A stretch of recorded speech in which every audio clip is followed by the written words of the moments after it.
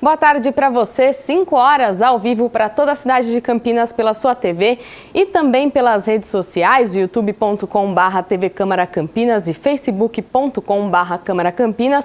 A gente começa essa edição com a reunião ordinária, que começa já às 6 da tarde.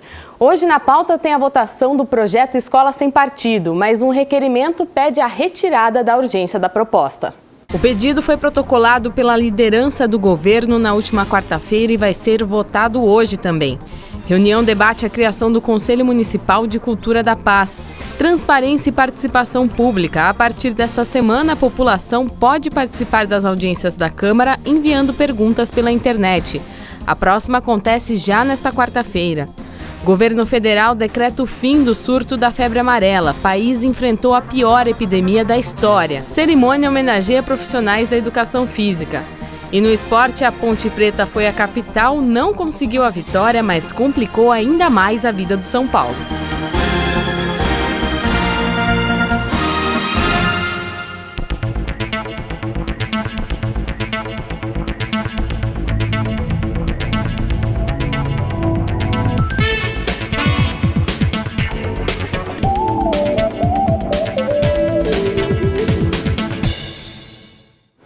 Logo mais, então, às 6 horas da tarde, tem a reunião ordinária de número 53, com 6 projetos na pauta para a votação dos vereadores. A votação desta segunda-feira começa com a segunda discussão do projeto de lei de autoria do prefeito, que altera dispositivos da Lei 9.766, de 10 de junho de 1998, que cria o Fundo Municipal de Defesa dos Direitos do Consumidor. Também em segunda discussão será analisado o projeto do prefeito que dispõe sobre desafetação de área de praça da classe de bens públicos de uso comum do povo para afetação ao uso especial, a fim de promover a regularização de creche municipal e a ampliação de unidade de saúde no loteamento Jardim Santa Lúcia. Também em segunda discussão será analisado o projeto de lei de autoria do vereador Tenente Santini, que institui no âmbito do Sistema Municipal de Ensino o programa Escola Sem Partido.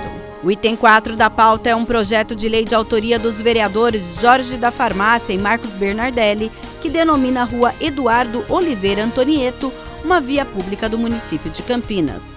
Na sequência, será analisado o projeto de decreto legislativo de autoria do vereador Gilberto Vermelho, que concede o título de cidadão emérito a Valdemar de Moraes Júnior. E, por fim, será analisado o projeto de decreto legislativo de autoria do vereador Carmo Luiz, que concede o diploma de mérito Dr. Zeferino Vaz a Natanael Aguiar Costa.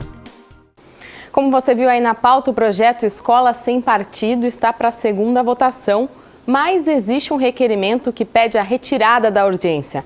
Esse documento foi protocolado pelo líder de governo e vai ser votado hoje. Já existem assinaturas suficientes para que esse requerimento seja aprovado e que a proposta aí, então, saia da pauta. O líder de governo, o vereador Marcos Bernardelli, afirmou em entrevista ao intervalo regimental da reunião ordinária de número 52 que o pedido para o adiamento do projeto Escola Sem Partido foi feito em acordo com o autor da proposta, o vereador Tenente Santini. Foi um consenso para que nós possamos, aí sim, o próprio autor, realizar as audiências, as reuniões públicas que necessárias forem, porque nós sentimos que realmente dá para fazer a discussão. E essa boa vontade do Santini em realmente trazer a discussão. O pedido do requerimento para adiar a votação é para que o autor convoque debates para discutir a proposta. Pelo regimento interno, esse projeto não precisaria obrigatoriamente a passar por audiência pública. Caberá ao autor da matéria, ao autor do projeto, solicitar ou convidar, ou quem sabe lá a maneira que se dá, o adjetivo que se use, para unir as pessoas aqui no plenário ou fora até mesmo da Câmara na discussão do mérito deste procedimento. Segundo o líder de governo, são mais de 20 assinaturas a favor do documento. Para adiar a votação, na reunião ordinária de hoje, os vereadores vão votar o requerimento. Como já existe um acordo para aprovação, a proposta Escola Sem Partido deve ser retirada de pauta. O requerimento vem à votação, é claro que precisa novamente reiterar todos aqueles que ali assinaram, mas pelo acordo realizado, pela vontade dos próprios vereadores e do próprio autor, vamos suspender as segundas discussões e vamos trazer aí a população para o diálogo. Este já é o terceiro requerimento que pede o adiamento da votação. Primeiro, o vereador Carlão do PT tentou retirar o projeto de tramitação na Comissão de Constituição e Legalidade, mas ele apresentou o requerimento apenas depois que o relator, o vereador Vinícius Gratti, já havia exarado o parecer favorável ao Escola Sem Partido. Depois, durante a primeira votação, no dia 4 de setembro, a vereadora Mariana Conte fez novamente um pedido para adiar a votação, o que foi negado pela maioria dos parlamentares. E um projeto para a formação de um Conselho Municipal da Cultura da Paz foi tema de um debate aqui no Legislativo na última semana. Olha só. Na última quarta-feira, o plenarinho da Câmara foi palco do debate que discute a criação de um Conselho de Cultura de Paz em Campinas. Participaram desse encontro um representante da Prefeitura, da Secretaria dos Direitos da Pessoa com Deficiência e Cidadania, o idealizador da proposta e o vereador Jorge da Farmácia, que fez a mediação do debate. O parlamentar explicou o conceito do projeto. Eu acho que a criação desse Cultura da Paz na nossa cidade de Campinas só vem a brilhantar cada vez mais, para que todos nós tenhamos paz, sabe, a convivência. Acho que o convívio entre um ser humano e o outro, o ser humano, a natureza, o ser humano, os animais, eu acho de extrema importância para a nossa cidade de Campinas. Jorge da Farmácia fez um balanço do encontro. 2 horas e pouco de debate, de conversa. Como é paz, a gente fala que nem foi um debate, né? Foi tudo na paz, foi tudo acertado corretamente. Esse projeto que o Executivo mandou para nós aqui. E nós vamos aprimorar algumas reivindicações que passaram para mim, justamente pelo professor Lino, para que nós consigamos fazer um projeto que Campinas cada vez tenha paz, o Brasil cada vez tenha mais paz. A matéria segue em tramitação na casa. Ele vai indo para algumas comissões e a gente vai acompanhar de perto. Eu não pretendo ainda pedir urgência desse projeto, mas para mim ouvir essas entidades e as pessoas para que nós consigamos fazer algumas emendas. E na última semana também teve a reunião da Comissão de Constituição e Legalidade. Os vereadores deram parecer favorável à proposta que multa usuários de drogas em locais públicos. Sob a condução do vereador professor Alberto, os vereadores Rodrigo da Farmadic, Carlão do PT, Marcos Bernardelli e J. Silva se reuniram para a 13ª reunião ordinária da Constileg. Foi uma reunião bastante importante. Claro que entre tantos projetos apresentados pelos vereadores, muitos têm vícios de iniciativa, outros têm algum defeito jurídico, e aí a gente tem que votar contrário, apresentar um parecer contrário e esses projetos vão para o arquivo, né? Foram discutidos 7 projetos que estavam na pauta. Desse total, 3 foram arquivados, entre eles um do vereador Jorge da Farmácia, que regulamentava a utilização de drones pela prefeitura no combate do mosquito da dengue. É uma ideia muito interessante, eu até reconheço o mérito do projeto, a iniciativa do nobre vereador Jorge da Farmácia, mas acontece que esse projeto tem vício de iniciativa, cabe ao Executivo Municipal. Aliás, ele já pode fazer isso, a Secretaria de Saúde pode fazer isso. Então é atribuição do Executivo. Entre os aprovados, o professor Alberto comentou a proposta do vereador Nelson Osri, que prevê sanções administrativas para as pessoas flagradas em espaços públicos fazendo uso de drogas. Ele fomenta de novo essa temática do cuidado que nós temos que ter com relação às drogas ilícitas, etc. Agora, não foi unanimidade, teve o nobre vereador Carlão do PT, pôs um voto contrário. Eu entendo perfeitamente porque, no fundo, também há uma preocupação de proteger o cidadão. A 14ª reunião da Constileg está marcada para 20 de setembro, às 4h30 da tarde, no plenário da Câmara. E a gente faz uma pausa, mas depois do intervalo, saúde pública. O governo federal decreta o fim da epidemia da febre amarela. O Brasil teve o maior número de casos da doença na história em 2017. Agora são 5h10.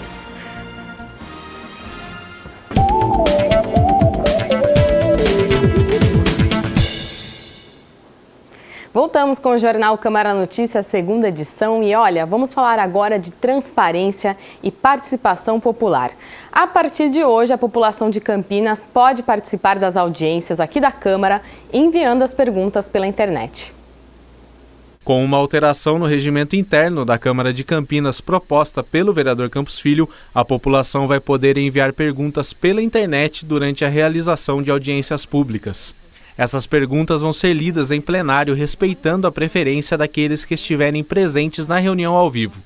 Para enviar as perguntas, vai ser disponibilizada uma ferramenta na capa do site da Câmara, no endereço campinas.sp.leg.br, 10 minutos antes do início das audiências. Isso vai facilitar a participação daqueles que assistem às transmissões da TV pelo Facebook na página oficial da Câmara, pelo streaming no site ou pela TV no canal digital UHF e pela NET. A ferramenta vai poder ser utilizada já nesta quarta-feira, dia 13, às 10 da manhã, quando vai ser discutido o PLC 36 de 2017 sobre o ERIS-Coab. Reforçando então que esse serviço já vale para a audiência pública que acontece nesta quarta-feira às 10 da manhã. Neste dia 13 de setembro, o debate vai ser sobre o projeto da Prefeitura que cria as habitações de interesses sociais e permite que a Coab faça parcerias com empresas privadas para a construção de moradias. E o governo federal decretou o fim do surto da febre amarela. Pelo menos 60 dias o país não registra casos da doença. Segundo o Ministério da Saúde, o país não registra casos da doença desde o último mês de junho. O Brasil enfrentou este ano a pior epidemia de febre amarela da história. De dezembro do ano passado até 1º de agosto foram confirmados 777 casos e 261 mortes pela doença. A região sudeste concentrou a maioria dos casos de febre amarela. Foram 764 casos confirmados. Desde o início do último surto no Brasil, o governo intensificou a vacinação em mais de 1.000 municípios. Além disso, foram liberados cerca de 70 milhões de reais aos estados para controlar a doença e reforçar a assistência. Para conter o avanço da doença, o Ministério enviou aos estados ao longo do ano mais de 36 milhões de doses da vacina. Para o Ministério da Saúde, o fim do surto se dá pela característica da doença. A febre amarela é uma doença que se comporta em surtos que são cíclicos, né? Principalmente a sazonalidade da doença é na época do calor, né? E dos meses que vão de dezembro até começo de abril, meados de abril. Com o fim da sazonalidade da doença, a expectativa é de que se diminua o número de casos de febre amarela. Agora o governo quer evitar novos casos da doença, ampliando as áreas de recomendação da vacina. A situação está sob controle, mas precisamos ampliar a cobertura vacinal. Precisamos que todas as áreas de recomendação de vacinação tenham 90% de cobertura. Essa é a meta e vamos insistir com os gestores locais para que alcancem esse objetivo. Agora voltamos a falar aqui da Câmara. Uma cerimônia realizou a entrega de diplomas para profissionais da educação física. Vamos acompanhar. A atividade física em várias vertentes foi representada na reunião solene realizada no plenário da Câmara de Campinas na noite da última terça-feira. O evento, idealizado em uma parceria entre o CREF, Conselho Regional de Educação Física, e o vereador Marcelo Silva, homenageou 33 profissionais da área que se destacam em suas carreiras. Marcelo Silva, ele próprio um atleta, é autor de um projeto de lei que institui no calendário oficial de Campinas o Dia Municipal do Profissional de Educação Física, a ser comemorado em 1º de setembro. Vocês recebem esta justa homenagem e esta fala desta pessoa que vê vocês, cada um de vocês aqui, como ídolos. Eu tenho certeza que vocês foram ídolos de cada um e vocês continuarão sendo meus ídolos durante a minha vida inteira, porque, como eu falei, vocês fazem parte desde o primeiro ano da minha vida e assim a vida segue. Hoje, meu filho faz natação e ele tem também e terá os seus ídolos.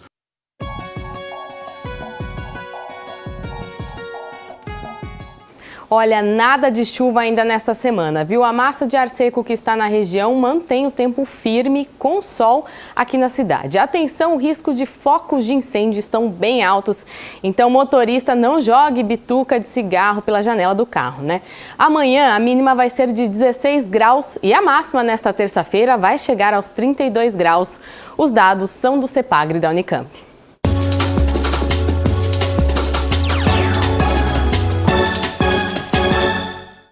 Olha, o fim de semana não garantiu mais 3 pontos para a Ponte Preta, mas o resultado foi bom para a Macaca, que começou perdendo no Morumbi e conseguiu empatar o jogo. Vamos ver os gols da partida contra o São Paulo. O São Paulo mostrou logo de cara quem manda no Morumbi.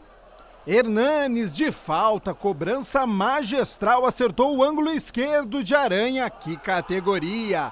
1-0 tricolor. Na segunda etapa, aos 11 minutos, escanteio para o tricolor. Prato deu uma cabeçada e Aranha saiu mal do gol. E Bruno Alves aproveitou. 2-0 São Paulo. Só que aí começou a reação da Ponte. Aos 17 minutos, após bate e rebate, a bola bateu no braço de Jusilei, que não é goleiro. Aí não dá, né? Pênalti e expulsão para o meio-campista. Danilo Barcelos foi para a cobrança e não desperdiçou. 2-1. A partir daí, a Ponte partiu para o ataque e aos 30 minutos veio o empate. Danilo cobrou escanteio e Léo Gamalha subiu mais que todo mundo e de cabeça. Mandou para o fundo das redes. Ficou assim. São Paulo 2, Ponte Preta também 2.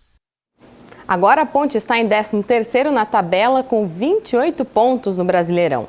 Mas o foco desta semana para a Macaca é outro, viu? O Alvinegro entra em campo lá em Recife contra o Sport quarta-feira pelas oitavas de final da Copa Sul-Americana. Bom, o Guarani não jogou neste fim de semana, entra em campo apenas amanhã e na primeira edição desta terça-feira você confere os detalhes da partida que acontece à noite. Eu espero vocês, bom fim de tarde e você fica daqui a pouco com a reunião ordinária. Tchau!